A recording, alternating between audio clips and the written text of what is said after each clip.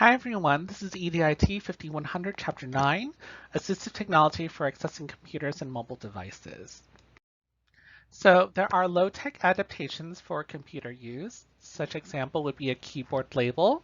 You might have stickers that you can print out, or you can actually order this online. Of course, obviously, like Amazon and stuff like that will sell these things.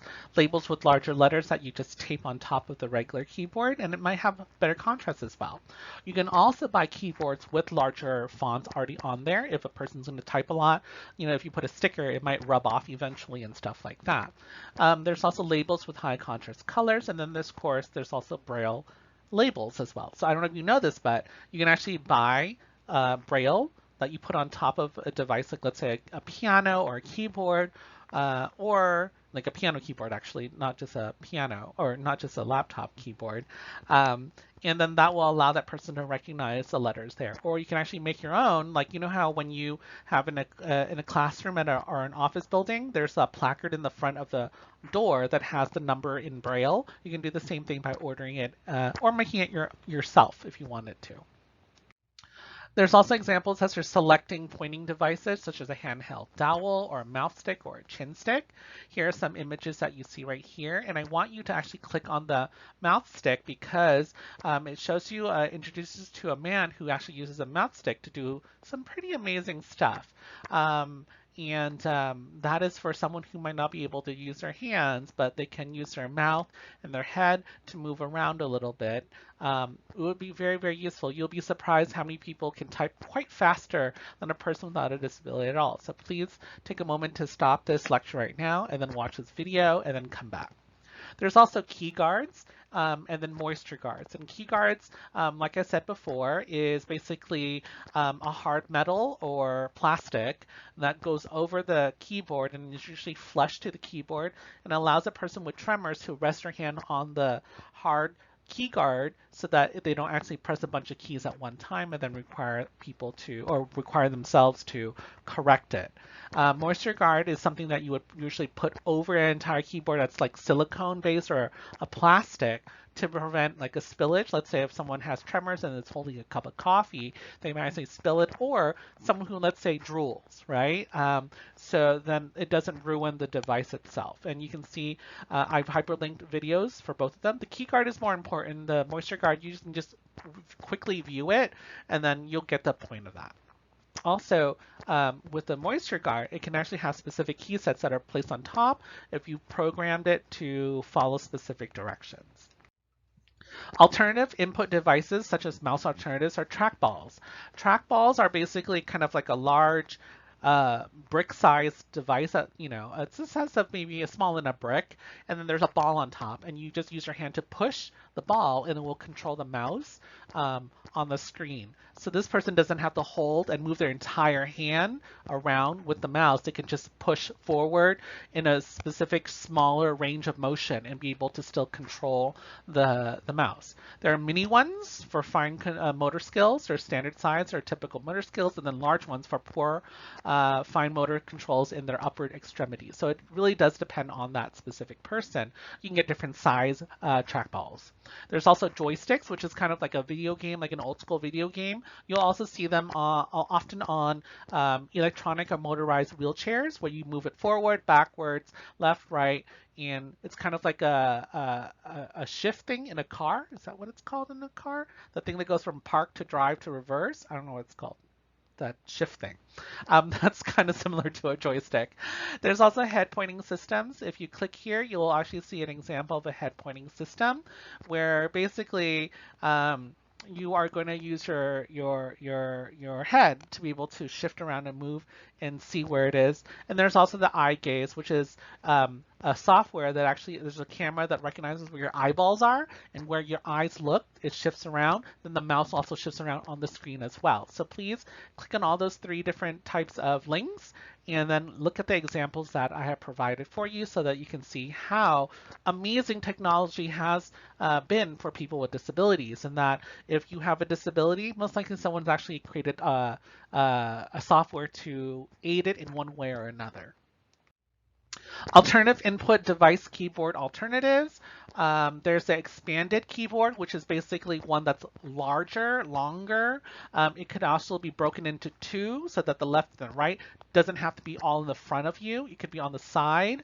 They were really popular for a while. I remember because it was considered ergonomically designed so that your hands are not always in the front of your face, but on the sides, and then you can just type that way. But there's also mini keyboards. So mini keyboards are just exactly what it is. It's a mini version of a keyboard. It has all of it. It's kind of the size of a little bit larger than the size of your phone. And what it is just a small version of a keyboard, so you have to carry it.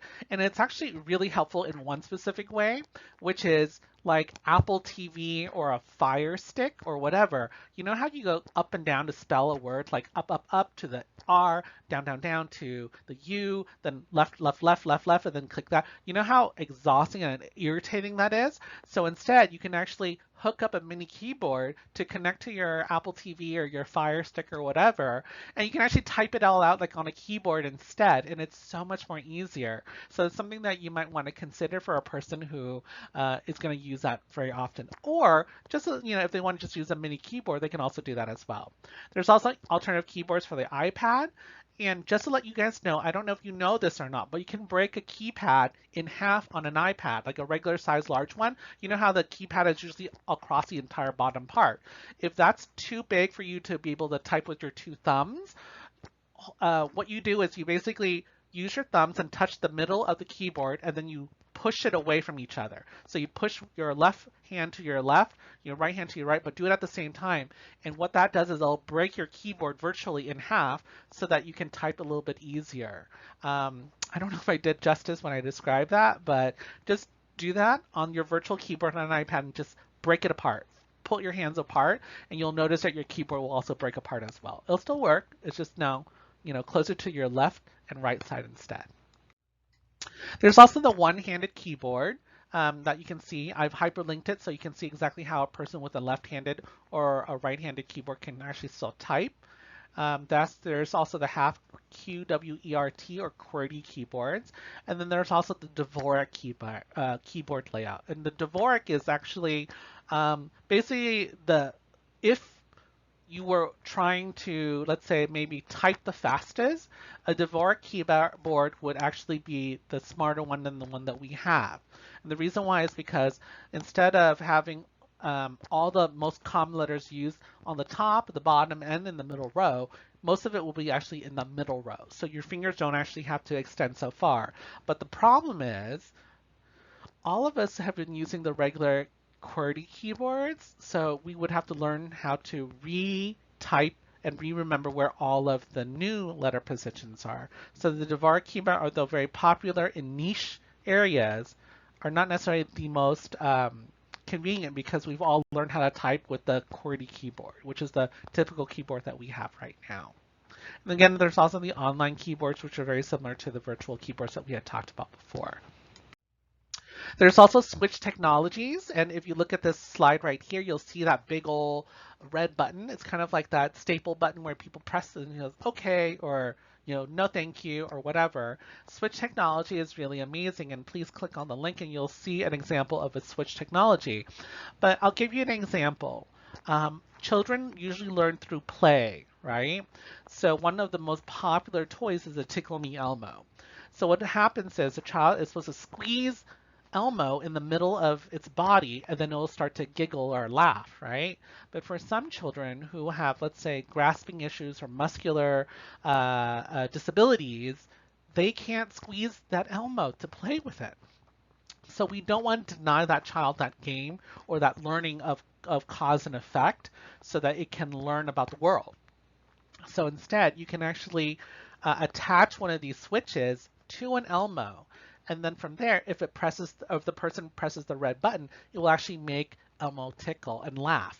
So again, the person will get to learn how cause and effect works. And if you want to learn how to do that to any type of toy, just go on YouTube and just type in switch to a toy or whatever. And there's tons of videos that teach you how to connect it to, let's say, a battery pack of some sort inside Elmo. And then they can then press it and then it'll work.